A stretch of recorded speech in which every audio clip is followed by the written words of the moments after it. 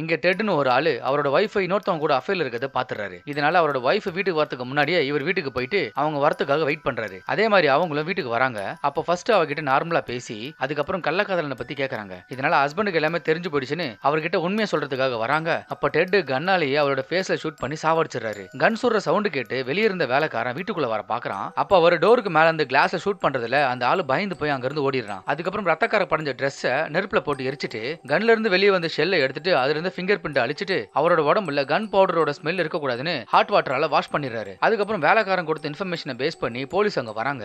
அதுல ராபர்ட்னு ஒரு ஆபீசரை மட்டும் டெட் வீட்டுக்குள்ள வர சொல்றாரு. ஏன்னா இவன் தான் அந்த வைஃபோட கள்ளக்காதலன். உள்ள வந்தவன் லவர் செத்து கிடக்கிறத பார்த்து அழுகுறான். அப்போ டெட் அவனை ஷூட் பண்ண வரும்போது அவன் கூட சண்டை போட்டு அவன் கையில இருந்து கன்னை புடுங்கிட்டு அவரை அரெஸ்ட் பண்ணிடுறாங்க. இது எல்லாமே அந்த ஆளோட ஒரு பிளான் தான். இன்னும் அவன் வைஃப் சாவாததுனால அவன் மேல அட்டெம்ப்ட் மர்டர் கேஸ் மட்டும் தான் ஃபைல் ஆகுது. அதுக்கப்புறம் இந்த கேஸ் கோர்ட்டுக்கு ட்ரையல் போகுது. அப்போ இவர் தான் அவரோட வைஃபை ஷூட் பண்ணதுக்கான எந்த ஒரு ஆதாரம் இல்லைன்னு அவரை ரிலீஸ் பண்ணிடுறாங்க. பத்தாவதுக்கு இவரோட வைஃபுக்கும் ராபர்ட்டுக்கு இருந்த அஃபையரை வேற இவர் எல்லாரும் முன்னாடியும் சொல்லிடுறாரு. இதனால அசிங்கப்பட்ட ராபர்ட் சூசைட் பண்ணி செத்துறான். அதுக்கப்புறம் டெட் கோமால இருந்த அவரோட வைஃபை கோர்ட் ஆர்டரோட கருணை கொலை பண்ணிடுறாரு.